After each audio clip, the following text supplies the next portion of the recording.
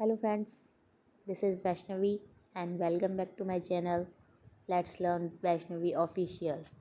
तो आज हम प्याजे की एक थ्योरी को कंप्लीट करने वाले हैं और इस थ्योरी को सिर्फ और सिर्फ 4 मिनट में हम ख़त्म कर लेंगे, बिल्कुल खल्लास कर लेंगे।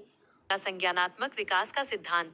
पियाजे का मानना था कि बच्चे नन्हे वैज्ञानिक लिटिल साइंटिस्ट होते हैं जो दुनिया को खुद एक्सप्लोर करके अपना ज्ञान खुद बनाते हैं।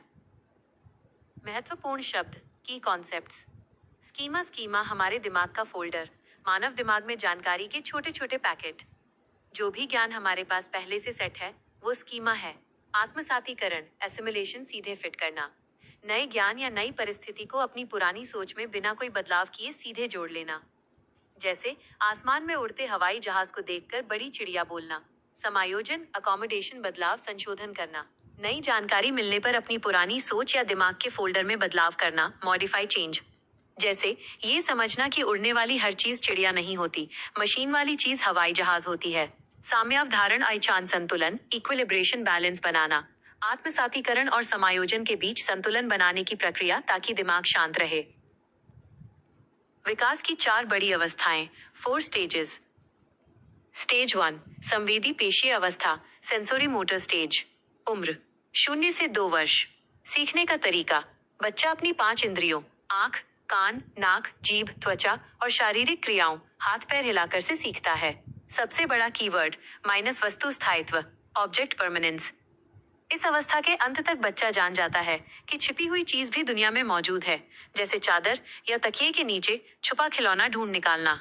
Out of site, not out of mind. Stage 2, पूर्व संक्रियात्मक अवस्था, PREOPERATIONAL स्टेज। उम्र 2 से 7 वर्ष। खासियत, इस उम्र में भाषा का विकास बहुत तेजी से होता है, लेकिन बच्चे में कोई लॉजिक, तर्क नहीं होता। इस स्टेज की 3 बड़ी कमियां। 1, जीववाद, एनिमिज्म, निर्जीव चीजों को सजीव समझना। जैसे डॉल या टेडी बियर गिर गया तो रोना कि इसे चोट लग गई, पट्टी बांधो। 2, अहंकेंद्रित विचार, ईगोसेंट्रिज्म, बच्चा सोचता है कि जैसा मैं देखता या सोचता हूँ पूरी दुनिया वैसे ही सोचती है। वो दूसरों का नजरिया नहीं समझ पाता। 3, अपलटावी, इरिवर्सिबिलिटी, विचारों को पलट न पाना। अगर बच्चे को पता है कि 2 + 3 = 5 है, तो वो ये नहीं समझ पाता कि 5 - 3 = 2 कैसे हुआ। स्टेज 3, मूर्त संक्रियात्मक अवस्था, कॉन्क्रीट ऑपरेशनल स्टेज। उम्र 7 से 11 वर्ष। खासियत, बच्चे में लॉजिक, तर्क की शुरुआत हो जाती है, लेकिन केवल उन चीजों के लिए जिन्हें वो सामने देख और छू कॉन्क्रीट सकता है। इस स्टेज की 3 बड़ी उपलब्धियां, खूबियां। 1, पलटावी गुण, रिवर्सिबिलिटी। अब बच्चा चीजों को उलटना पलटना सीख जाता है, जैसे बर्फ से पानी बनना और पानी से वापस बर्फ बनना। 2, संरक्षण, कॉन्जर्वेशन। बच्चा समझ जाता है कि किसी बर्तन का आकार बदलने से चीज की मात्रा नहीं बदलती, जैसे लंबे ग्लास और चौड़े टब में समान मात्रा में पानी होना। वो सिर्फ लंबाई देखकर धोखा नहीं खाता। 3, वर्गीकरण, क्लासिफिकेशन, चीजों को उनके रंग, आकार या वजन के आधार पर अलग अलग छांटना सीख जाना। स्टेज 4, औपचारिक अमूर्त संक्रियात्मक अवस्था, फॉर्मल ऑपरेशनल।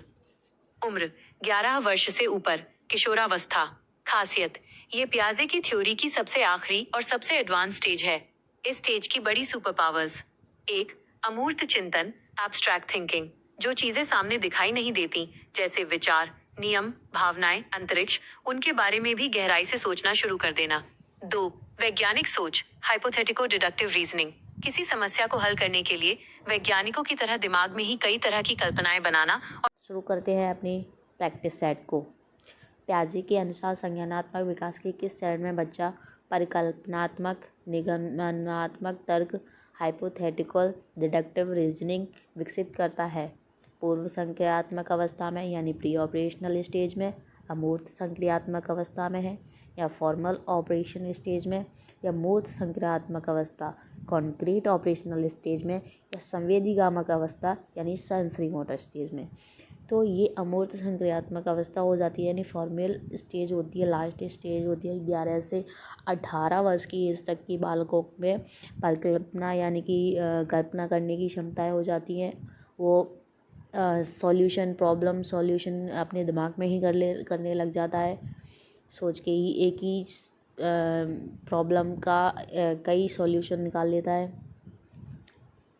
नेक्स्ट चलते हैं, एक 5 साल की बच्ची को लगता है कि उसकी गुड़िया को ठंड लग रही है, इसलिए वह उसे कपड़े पहनाती है। पियाजे के अनुसार यह किसका उदाहरण है?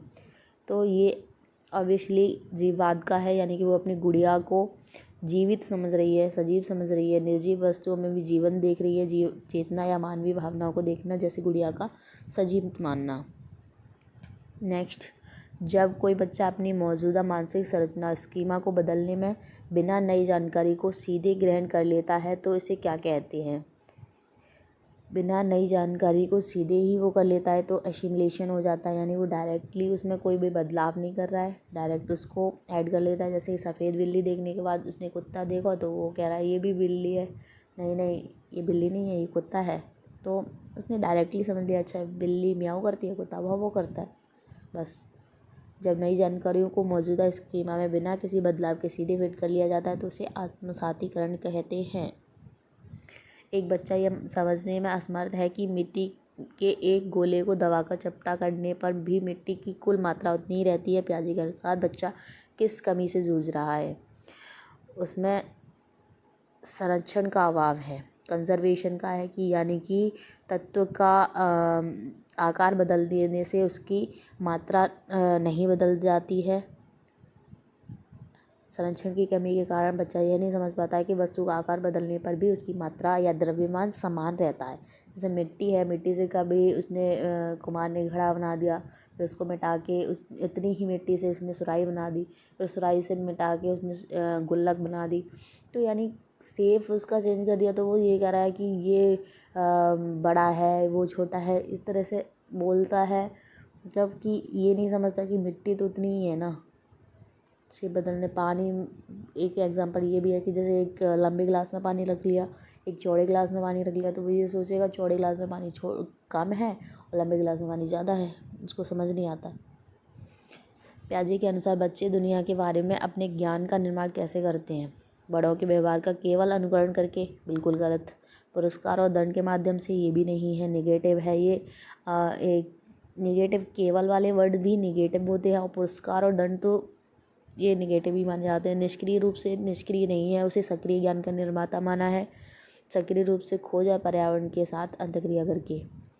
तो आज के हम टॉपिक को यहीं पे एंड करते हैं और हम आगे बहुत सारी चीज़ें सीखेंगे, तो जुड़े रहिए मेरे साथ और ऐसी ही जानकारी के लिए मेरे चैनल को सब्सक्राइब करिए। Thank you.